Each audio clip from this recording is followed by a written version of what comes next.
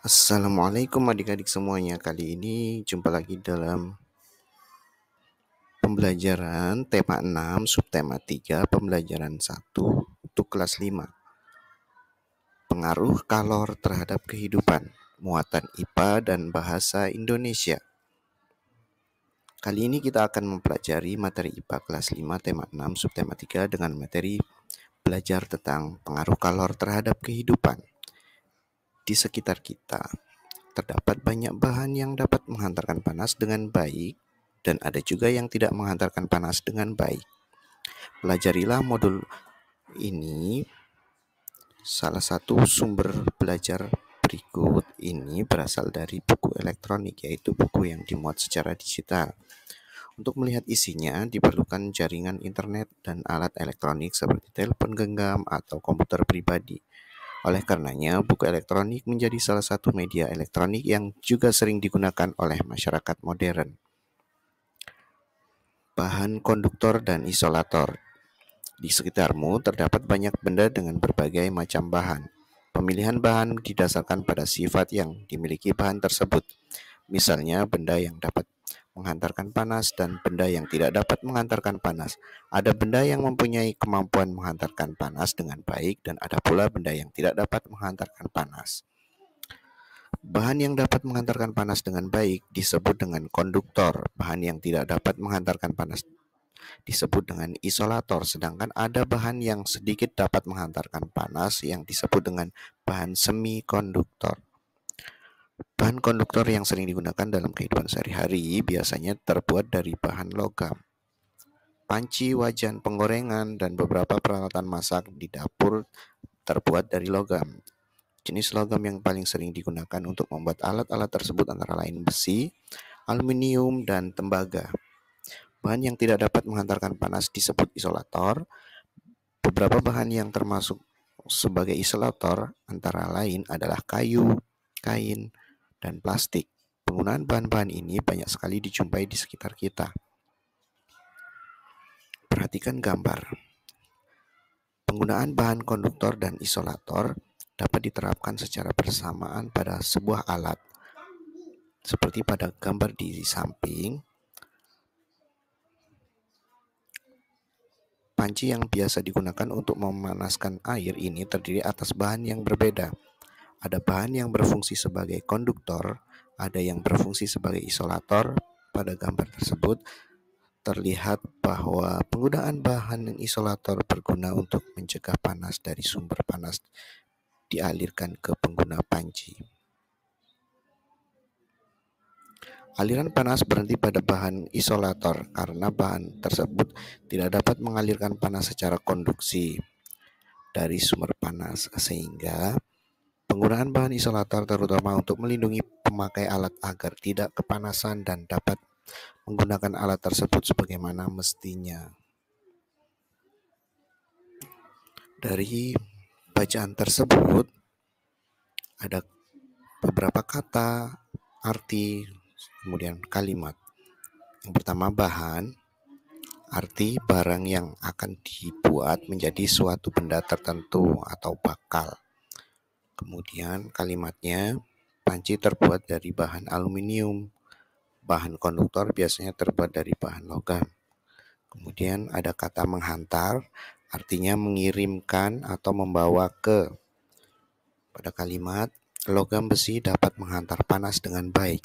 Bahan isolator sulit menghantar panas. Selanjutnya kata konduktor, artinya benda atau bahan penghantar panas, arus listrik atau suara. Pada kalimat, beberapa contoh bahan yang bersifat konduktor antara lain besi, tembaga, baja, aluminium. Ada banyak bahan yang digolongkan ke dalam jenis konduktor. Berikutnya, kata bahan artinya barang yang akan dibuat menjadi satu benda tertentu. Kalimatnya, panci terbuat dari bahan aluminium. Kemudian ada semikonduktor, artinya bahan yang mempunyai daya hantar panas atau listrik antara konduktor dan isolator. Kalimatnya, pada bahan semikonduktor bisa ditemukan pada berbagai komponen elektronika. Bahan semikonduktor yang paling sering digunakan pada komponen elektronika adalah germanium Ge dan silikon Se. Kemudian ada kata alat, arti benda yang dipakai untuk mengerjakan sesuatu atau perkakas atau perabotan. Pada kalimat isolator melindungi pemakai alat agar tidak kepanasan. Kemudian panci, wajan, dan kompor termasuk alat-alat dapur. Kemudian dari bacaan tersebut dapat ditemukan informasi penting sebagai berikut. Pada paragraf 1, hal-hal penting paragraf 1, di sekitar kita terdapat banyak benda dengan berbagai macam bahan. Pemilihan bahan didasarkan pada sifat yang dimiliki bahan tersebut. Bahan yang dapat menghantarkan panas dengan baik disebut dengan konduktor. Bahan yang tidak dapat menghantarkan panas disebut dengan isolator. Bahan yang sedikit dapat menghantarkan panas yang disebut dengan bahan semikonduktor. Paragraf 2. Bahan konduktor yang sering digunakan dalam kehidupan sehari-hari biasanya terbuat dari bahan logam. Jenis logam yang paling sering digunakan antara lain besi, aluminium, dan tembaga. Kemudian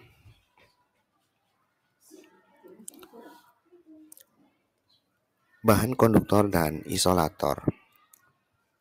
Bahan konduktor biasanya terbuat dari logam. Bahan isolator, bahan yang tidak dapat mengantarkan panas disebut isolator. Biasanya terbuat dari plastik. Terdapat banyak benda dengan berbagai macam bahan. Digunakan secara penggunaan konduktor dan isolator dapat diterapkan secara bersamaan.